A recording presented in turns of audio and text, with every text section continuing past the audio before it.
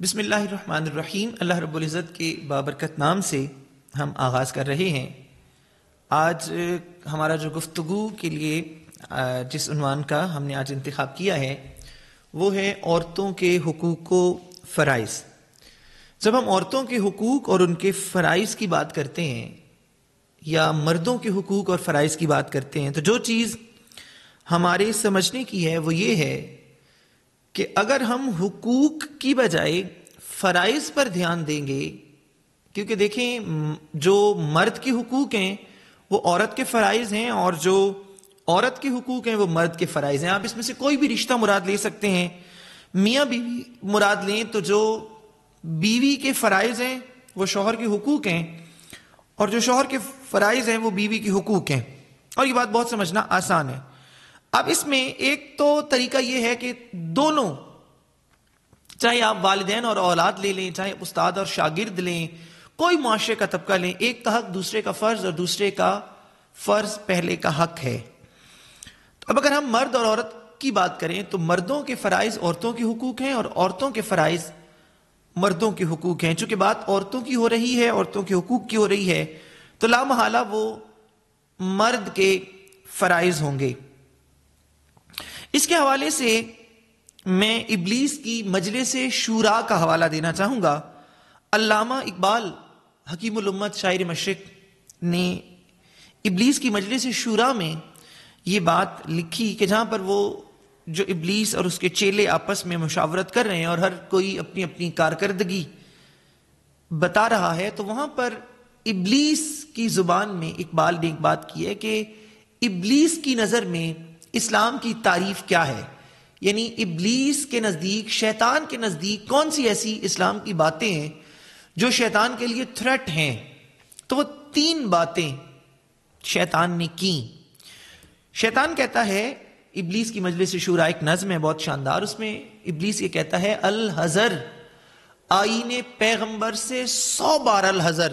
وہ کہتے ہیں کہ یہ ایسا آئین رسول اللہ نے دیا ہے، کیسا؟ حافظ ناموس زن مرد آزما مرد آفریں۔ 3 خوبیاں بتائیں شیطان نے اسلام کی۔ پہلی کہ یہ عورت کی ناموس کی حفاظت کی بات کرتا ہے اور شیطان کو یہ پسند نہیں۔ دوسری بات مرد آزما، اسلام مرد کو آزماتا ہے۔ اور تیسری بات مرد آفریں، وہ مرد کو مرد بناتا ہے۔ تو اس میں جو یہ پہلو ہے حافظ ناموس سے زن، یعنی اسلام در حقیقت عورت کا محافظ ہے اور عورت کو حفاظت وہ دیتا ہے۔ اس کے لیے اقبال ہی سے ہم مدد لیتے ہیں۔ اقبال نے کہا نئے پردہ نہ تعلیم نئی ہو کہ پرانی، نسوانیت زن کا نگہباں ہے فقط مرد، کہ مرد اور عورت میں سے عورت کی حفاظت اگر کوئی کر سکتا ہے تو وہ مرد کر سکتا ہے۔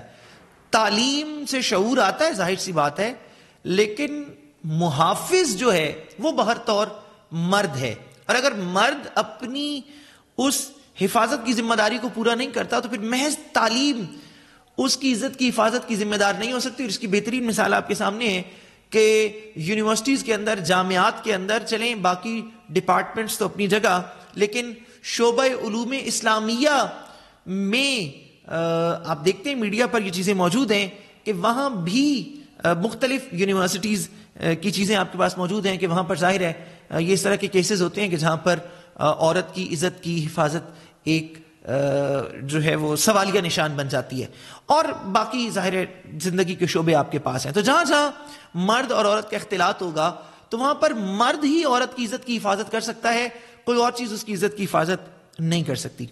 اور جہاں ہم قرآن کی بات کریں تو قرآن نے دیکھیں عورت کے ذمے اور مرد کے ذمے اس حوالے سے، مثلا مرد کو قرآن نے کہا کہ وہ اپنی نگاہیں نیچی رکھے اور اپنی شرمگاہ کی حفاظت کرے، اور عورت کو بھی یہی حکم دیا کہ اپنی نگاہیں نیچی رکھے، اپنی شرمگاہ کی حفاظت کرے اور اپنی سجاوٹ دوسروں پر ظاہر نہ ہونے دے۔